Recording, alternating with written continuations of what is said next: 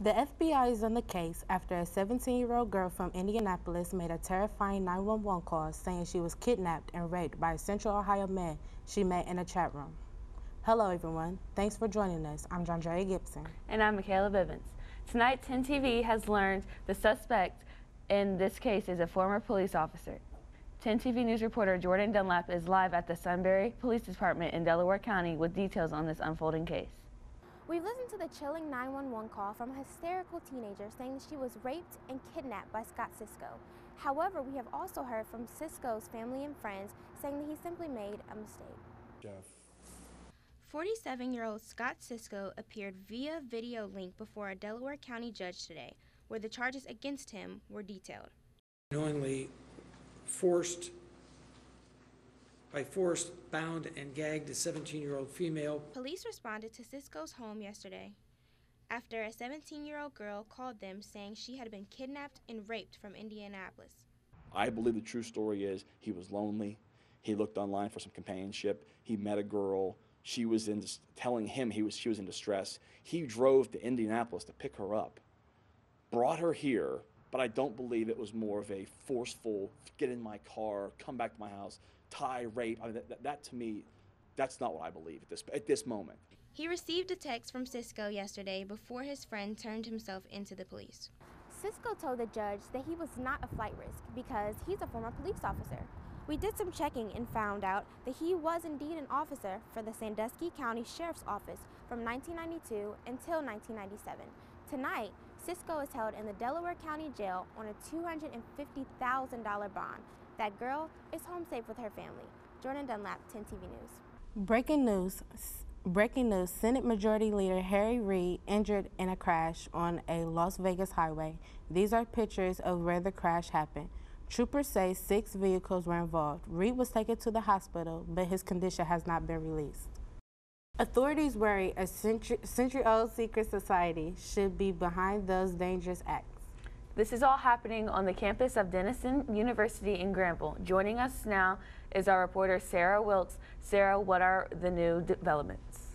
Fire officials say someone has set a series of fires and they think they're on the trail of the people responsible.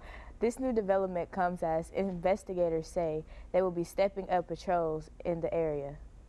Firefighters say the women living in the suite were in the other rooms when the fire started and no one was hurt. The fire did destroy some of their possessions. Sarah Wilkes, 10 TV News. In Reynoldsburg investigation misconduct, we first reported this story to you on Wednesday. 10 TV reporter Asha Osman joins us live in the 10 TV studios with this new information tonight. See the little girl with her arms folded as daycare teacher, 27-year-old Jasmine Clark, brings a cot out for her. As the little girl tries to walk away, you see Clark grab her arm, then her chin. Finally, she forces the 6-year-old over to the cot. On Wednesday, the girl's mother, Rashawn Davis, said after she saw the surveillance video, she thought the daycare center, Michael's Little Angels, should have done more than just fire Clark. I feel like the daycare, they should have made an incident report. They should have contacted me. They never said anything to me. So Davis went to the police. Court documents show investigators found Clark's behavior posed a substantial risk to the safety of the child, and that she violently grabbed the girl's arm and face. Clark's alleged behavior has already cost Clark her job. Beginning next week, she'll learn what else may be at risk. We tried to contact Clark, but were unable to reach her. She has been charged with 1 count of endangering children and is scheduled to appear in court next Thursday. Asha Osman, 10 TV News. The wild exotic animal law in effect. Now deadlines are looming for those animals' owners in Ohio. Animal experts say thousands of animals are still being kept as pets, but the state says only dozens of people have registered their exotics so far. Let's go to our live reporter who will show us how some are struggling to keep their treasured animals while others are already sending them out of the state. Set back on a rural Muskogee County farm, chicken, horses, dogs, and a wild cat named Screech. Year-old Siberian lynx that I raised she was 3 months old. Richard says safety is key when stepping into the cage. Animals like this, you expect to get bit. Be a good girl. His mother, Nancy Wider, watches with a careful eye. Temperament, I've never had a problem with her. Nancy tells us they moved from New York to Ohio 5 years ago for a chance to raise her animals free of the peering eyes of restrictions. There was no laws. They were lax completely. But all that has changed.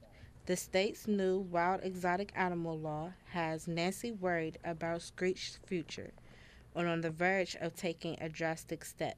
The law comes up and I can't get insurance, I'm putting her down. Because you know what? She's not going to a zoo. She's not going to a sanctuary. The law, which took effect in early September, bans the ownership of new exotics, while existing owners have to register and microchip their animals by November 5th. But it's the law's liability insurance requirement that worries Nancy. To keep the link she loves, after the January 2014 final deadline, it could cost her upwards of $10,000. Can I afford that? No. Can anybody afford it? No. Zira Key says her animal from Rescue One safely made it to an accredited facilities across the county in states including North Carolina, Mississippi, Texas, Nevada, and California. Tomorrow night at 8 in the evening, 10 TV will air a special edition of 10 TV News Special Presents featuring stories from the Zanesville exotic animal release 1 year ago. Thank you so much for joining us. Have a great evening.